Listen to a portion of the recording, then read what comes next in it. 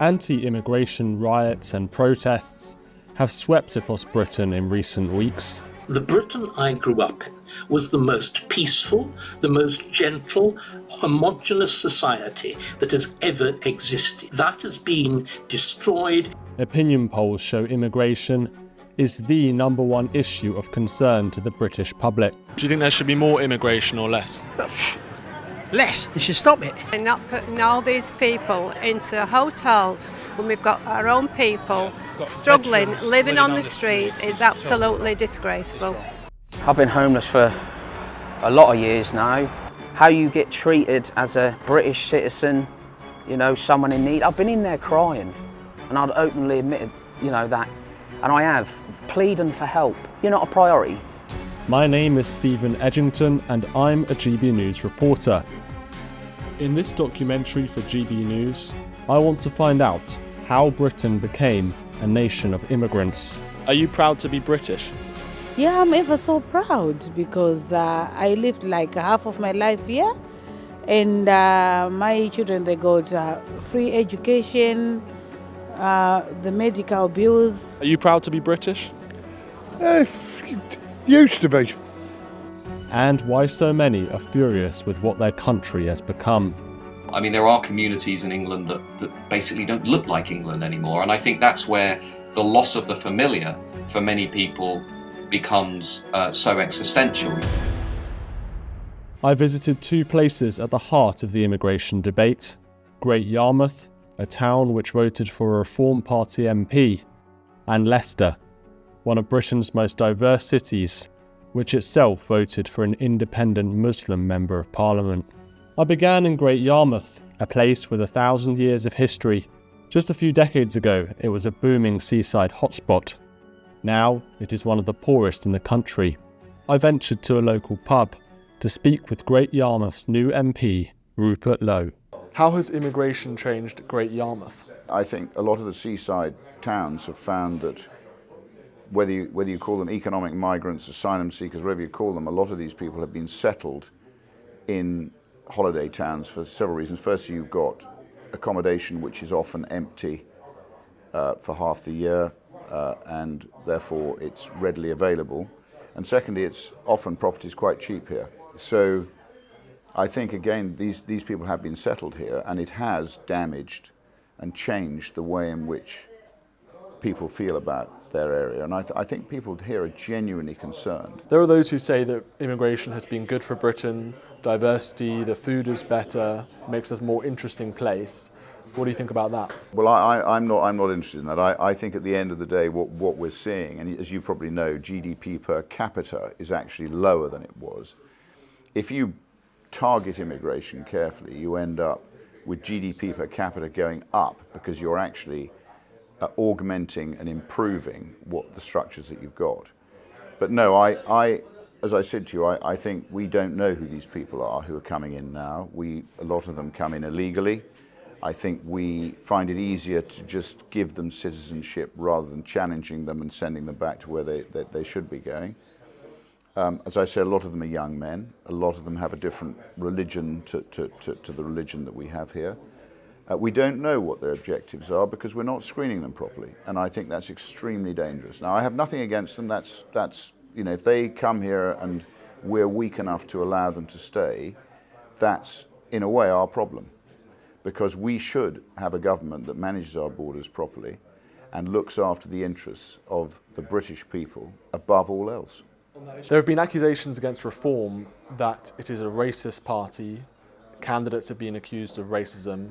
What do you make of that?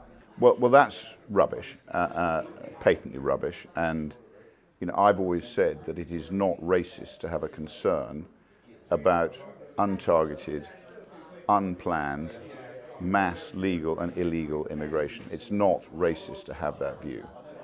And equally, but it's a very easy argument for the left to make, something which they think is going to effectively tar reform. My view of reform is now the people.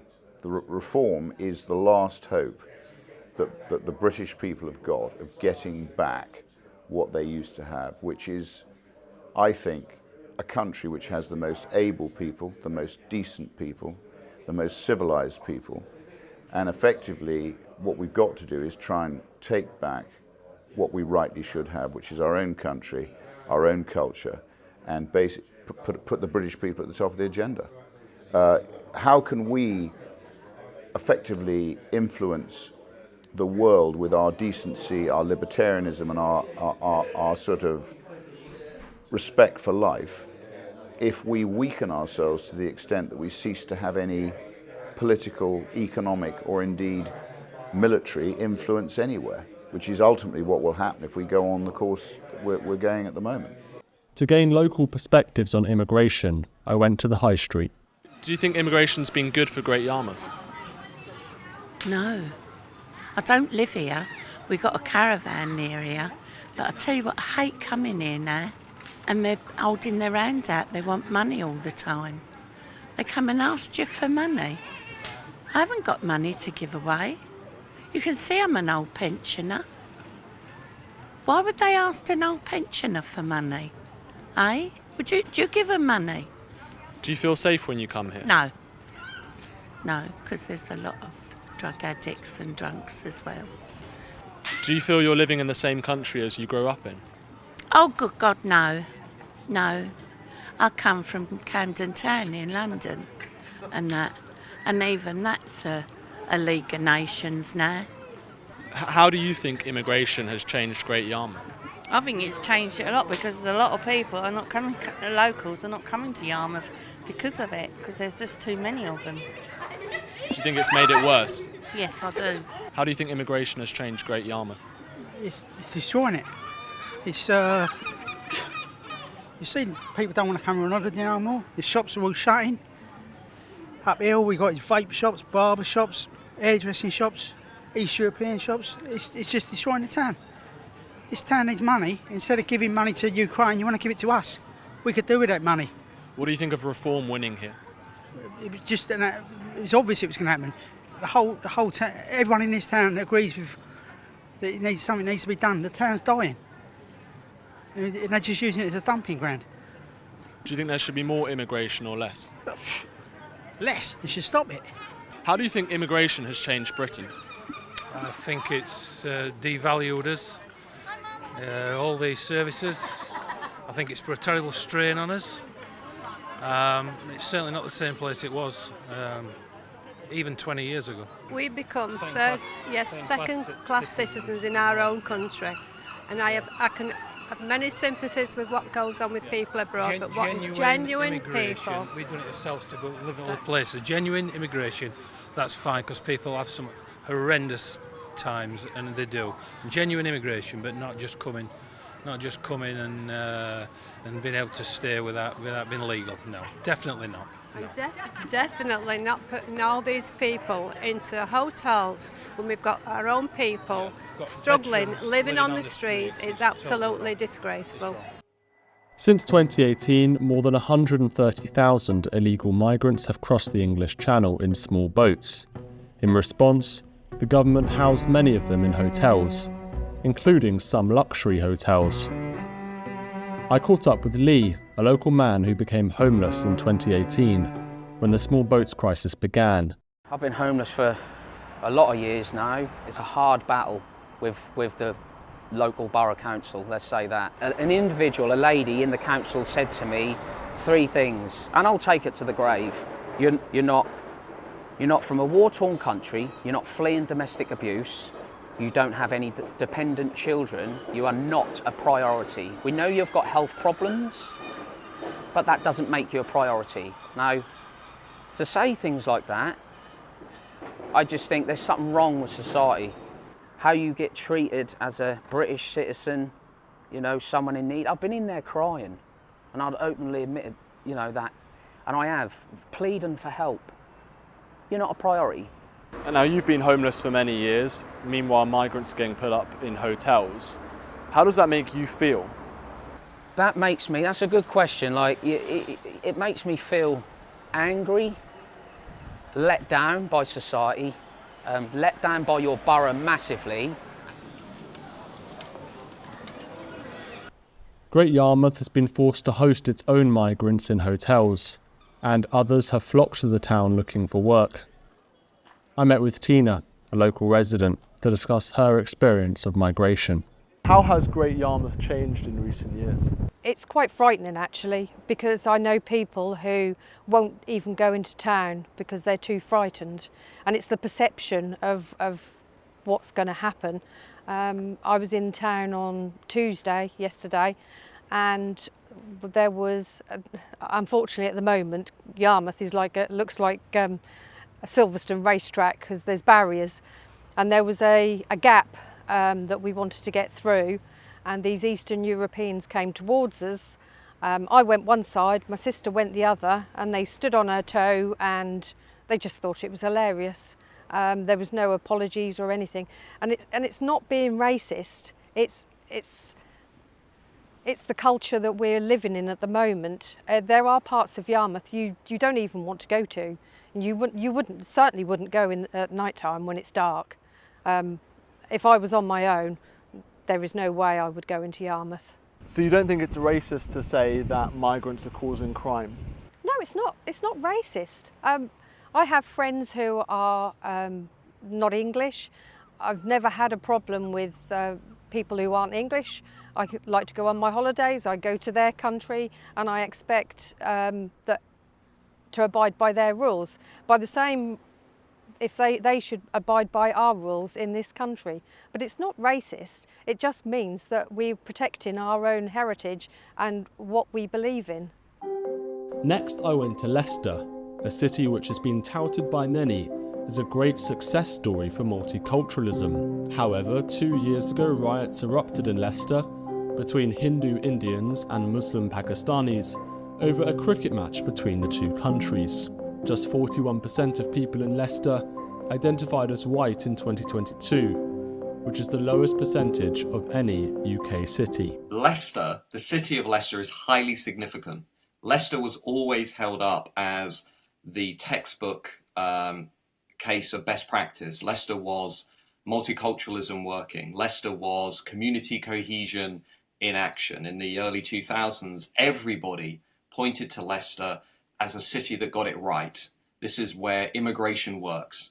Now, compare and contrast with the recent general election, where you have, Labour politicians saying they were bullied, harassed and intimidated, essentially by radical Muslim activists imposing a sectarianism on the area's politics, reshaping politics around religious ethnic lines, which is something we don't want to see in Britain, but we now are seeing in Britain with the election of independent Muslim candidates who are campaigning solely on the issue of Gaza and the Middle East. I don't think anybody today would look at Leicester, or indeed places like Birmingham, Rotherham, Rochdale, and say these places are working. These places are working socially, they're working culturally, they're working politically. And this is why we have two conversations in the country. We have what you might call the official narrative among the elite class, which is multiculturalism is a success story. They cannot possibly entertain the notion that this experiment is not working. And then you have the unofficial narrative, which is visible to pretty much everybody who lives outside of the M25, which is that we have communities that are highly segregated, which are being reshaped along sectarian lines, and which are going through a pace of cultural demographic change that is completely reshaping the cultural norms and the ways of life and the values of those local communities. There's a reason, for example, why support for Brexit was strongest in areas that had undergone the most rapid population churn in the preceding 10 years. I did the study on that. It was very clear. Areas like Boston and Skegness being the classic examples. But now there are so many more communities who are basically going through this rapid change, but to be frank, don't really look like Britain and England anymore. I mean, there are communities in England that basically don't look like England anymore. And I think that's where the loss of the familiar for many people becomes so existential. I went to Leicester to speak with locals about how immigration has changed the town. What do you think it's like to live in Leicester? You got me with that one, really. It's not the best, is it? Why is that? Have a look round. What do you reckon? Hey, what's this?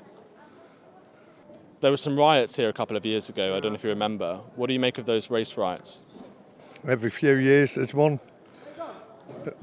You know, that's how it goes, blaring off steam and that's that.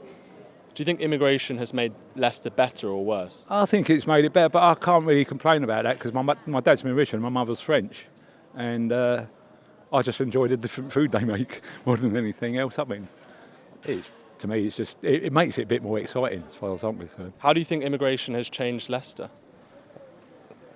No, look, nowadays people have no times to think about the immigration because day by day life is so tough. Financially, job-wise. This is the main problems about here. Immigration is not big issue about here. And what do you make of the riots that happened here a couple of years ago over the cricket match between India and Pakistan? Look, if you have people no jobs, so mentally ill, that's why people do on those silly things. If you are busy on the work-wise and financially, then people have no time to do like this. When did you come here?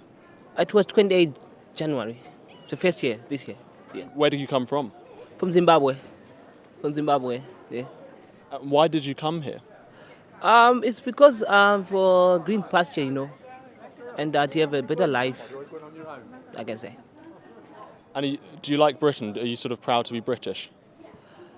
I don't know, answer to that one, but I can consider that maybe time goes on, I can answer you that way. Yeah. Do you think that immigration has made Britain worse or a better place? When I came, it was a better place, but now everything is so difficult. The food is expensive, the clothes are expensive, the bills, electricity, gas, no pay rise. Nothing. We are struggling. It's actually hand to mouth. I've got 5 children to feed, and I can't even feed myself. So it's just like hand to mouth. Are you proud to be British? Yeah, I'm ever so proud because I lived like half of my life here, and my children, they got free education, the medical bills, and we are free. To be very honest, this is like, I now call it my home because I had all my children here. What's it like to live in Leicester? I love it. It's brilliant here. I've lived here my entire life. Like, I've lived on Belgrave as well, the Golden Mile. It's an absolutely gorgeous place. Like, amazing culture. Like, so much good food as well. I love the food.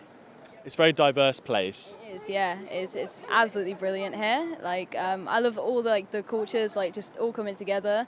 And there's like barely any beef between any of them, if you get what I mean. It's just really such a nice place to live. A couple of years ago, there was some riots between the Pakistani and Indian communities here over a cricket match. So I guess there is a little bit of beef, maybe.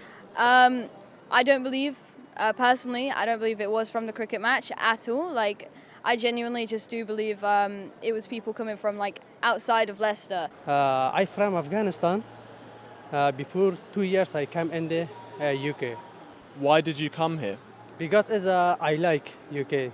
Do you think that immigration has made Leicester a better place? Yeah, it's good. Yeah, it's good. Not bad. What's it like to live in Leicester? Well, to be honest, I just moved to Leicester about 4 months ago. And I love it. I think it's a town with a very lovely integration where people get on with each other so nicely. You see sort of like, all kinds of different cultures coming together, nobody objecting, nobody complaining. A couple of years ago, there were some riots here in Leicester. I don't know if you remember. That's, a lot of times these things are kind of provoked. It's an ethnic thing between a couple of people and this and that. You've got that between skinheads and mods. You've got between, so it's like, no, I think Leicester is a great example to the UK. I think it's a really, really good example. What's it like to live here in Leicester? It's changed so much. It's not really a nice place anymore. Why?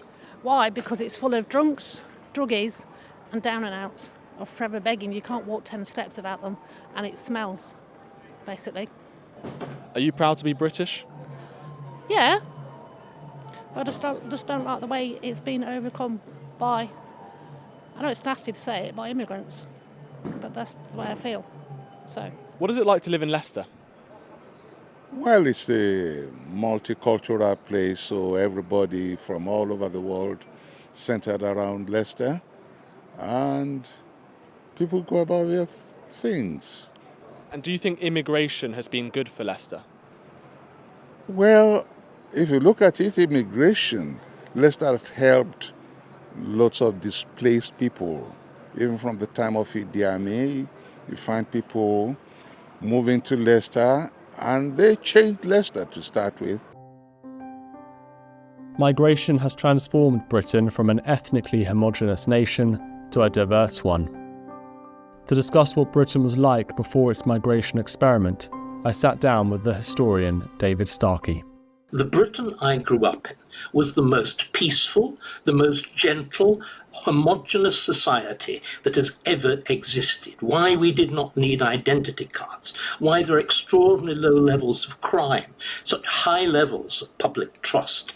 That has been destroyed. It has been deliberately destroyed by Tony Blair and New Labour with this absurd notion that they were going to force us to become multi-ethnic for our good. They were going to rub the noses of the whites in the dirt. And sorry, we've got to understand that. It is an act of such inconceivable national self-harm.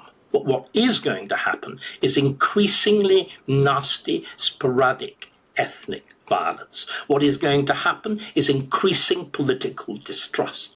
Some view Britain's transformation into a multicultural society as a great strength. To find out more, I spoke with an academic. Immigrants disproportionately contribute to the UK economy.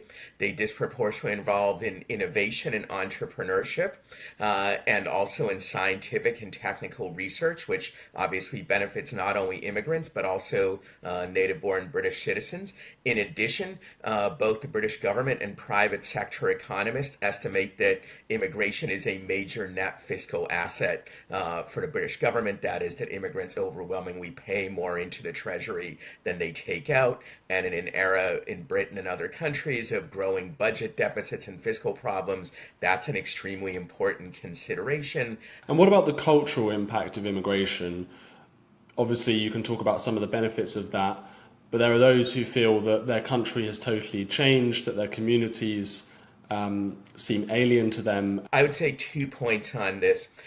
First of all, lots of data both from Europe and the US and elsewhere suggest immigrants can assimilate linguistically and culturally if they're given access to the education system and to labor markets, which is desirable anyways. Of course, if they're given good access to labor markets, they can work more productively. Secondly, cultural change happens in countries all the time, including through internal transformation. Look at the internal transformation of the status of gays and lesbians, both in the US and in Europe. Just in my lifetime, I'm 51 years old, and we should be wary of the notion that the government should somehow control the culture and promote some cultural traditions or values at the expense of others. If you don't trust the government to control the culture of native-born people, as in general you should not, then you should also not trust the government to try to control the culture of immigrants. Instead, we should let cultural issues play out